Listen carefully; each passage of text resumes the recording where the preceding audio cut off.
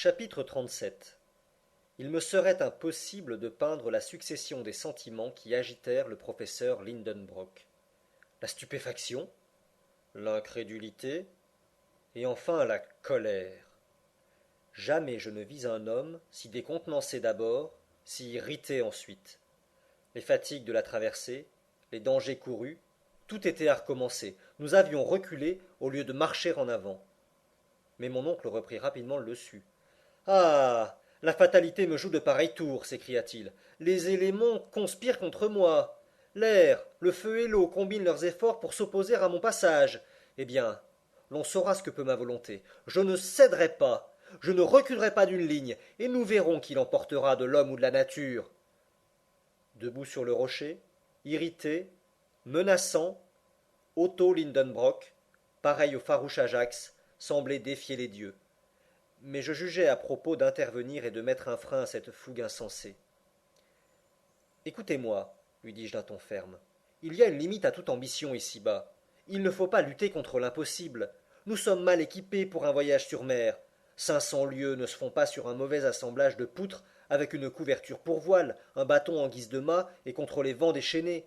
Nous ne pouvons gouverner. Nous sommes le jouet des tempêtes, et c'est agir en fou que de tenter une seconde fois cette impossible traversée. De ces raisons, toutes irréfutables, je pus dérouler la série pendant 10 minutes sans être interrompu.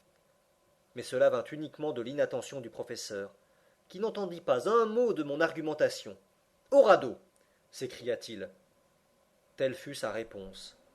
J'eus beau faire, supplier, m'emporter, je me heurtai à une volonté plus dure que le granit. Hans achevait en ce moment de réparer le radeau. On eût dit que cet être bizarre devinait les projets de mon oncle. Avec quelques morceaux de surtabrandour, il avait consolidé l'embarcation. Une voile s'y élevait déjà, et le vent jouait dans ses plis flottants. Le professeur dit quelques mots au guide, et aussitôt celui-ci d'embarquer les bagages et de tout disposer pour le départ. L'atmosphère était assez pure, et le vent, nord-ouest, tenait bon. Que pouvais-je faire? Résister seul contre deux? Impossible. Si encore Hans se fût joint à moi. Mais non. Il semblait que l'Islandais eût mis de côté toute volonté personnelle, et fait vœu d'abnégation. Je ne pouvais rien obtenir d'un serviteur aussi inféodé à son maître. Il fallait marcher en avant. J'allais donc prendre sur le radeau ma place accoutumée, quand mon oncle m'arrêta de la main. Nous ne partirons que demain, dit-il. Je fis le geste d'un homme résigné à tout.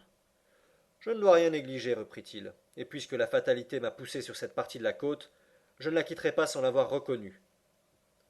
Cette remarque sera comprise quand on saura que nous étions revenus au rivage du nord, mais non pas à l'endroit même de notre premier départ. Port Graüben devait être situé plus à l'ouest. Rien de plus raisonnable dès lors que d'examiner avec soin les environs de ce nouvel atterrissage. Allons à la découverte, dis-je. Et laissant Hans à ses occupations, nous voilà partis.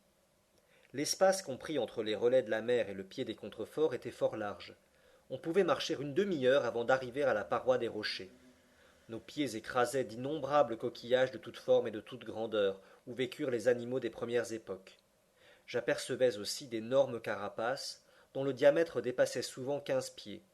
Elles avaient appartenu à ces gigantesques glyptodons de la période pliocène, dont la tortue moderne n'est plus qu'une petite réduction.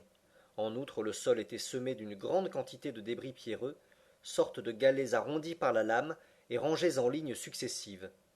Je fus donc conduit à faire cette remarque que la mer devait occuper autrefois cet espace. Sur les rocs éparses et maintenant hors de ses atteintes, les flots avaient laissé des traces évidentes de leur passage. Ceci pouvait expliquer jusqu'à un certain point l'existence de cet océan, à 40 lieues au-dessous de la surface du globe. Mais suivant moi, cette masse liquide devait se perdre peu à peu dans les entrailles de la terre, et elle provenait évidemment des eaux de l'océan, qui se firent jour à travers quelques fissures. Cependant, il fallait admettre que cette fissure était actuellement bouchée, car toute cette caverne, ou mieux cet immense réservoir, se fut remplie dans un temps assez court. Peut-être même cette eau, ayant eu à lutter contre des feux souterrains, s'était-elle vaporisée en partie. De là l'explication des nuages suspendus sur notre tête et le dégagement de cette électricité qui créait des tempêtes à l'intérieur du massif terrestre. Cette théorie des phénomènes dont nous avions été témoins me paraissait satisfaisante, car pour grandes que soient les merveilles de la nature, elles sont toujours explicables par des raisons physiques. Nous marchions donc sur une sorte de terrain sédimentaire, formés par les eaux comme tous les terrains de cette période, si largement distribués à la surface du globe. Le professeur examinait attentivement chaque interstice de roche. Qu'une ouverture existât, et il devenait important pour lui d'en sonder la profondeur. Pendant un mille, nous avons côtoyé les rivages de la mer Lindenbrock, quand le sol changea subitement d'aspect.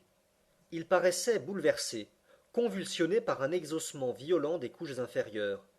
En maints endroits, des enfoncements ou des soulèvements attestaient une dislocation puissante du massif terrestre. Nous avancions difficilement sur ces cassures de granit, mélangées de silex, de quartz et de dépôts alluvionnaires, lorsqu'un champ, plus qu'un champ, une plaine d'ossements apparut à nos regards. On eût dit un cimetière immense où les générations de 20 siècles confondaient leur éternelle poussière. De hautes exhumescences de débris s'étageaient au loin. Elles ondulaient jusqu'aux limites de l'horizon et s'y perdaient dans une brume fondante. Là, sur 3 miles carrés peut-être, s'accumulait toute l'histoire de la vie animale, à peine écrite dans les terrains trop récents du monde habité. Cependant, une impatiente curiosité nous entraînait. Nos pieds écrasaient avec un bruit sec les restes de ces animaux antéhistoriques et ces fossiles dont les muséums des grandes cités se disputent les rares et intéressants débris. L'existence de 1000 cuviers n'aurait pas suffi à recomposer les squelettes des êtres organiques couchés dans ce magnifique ossuaire. J'étais stupéfait. Mon oncle avait levé ses grands bras vers l'épaisse voûte qui nous servait de ciel. Sa bouche ouverte démesurément, ses yeux fulgurants sous la lentille de ses lunettes, sa tête, remuant de haut en bas, de gauche à droite, toute sa posture enfin dénotait un étonnement sans bornes. Il se trouvait devant une inappréciable collection de leptothérium, de méricothérium, de lopiodon, d'anoplothérium, de mégathérium, de mastodontes, de protopithèques, de ptérodactyles, de tous les monstres antédiluviens entassés pour sa satisfaction personnelle. Qu'on se figure un bibliomane passionné transporté tout à coup dans cette fameuse bibliothèque d'Alexandrie brûlée par Omar, et qu'un miracle aurait fait renaître de ses cendres. Tel était mon oncle, le professeur Lindenbrock.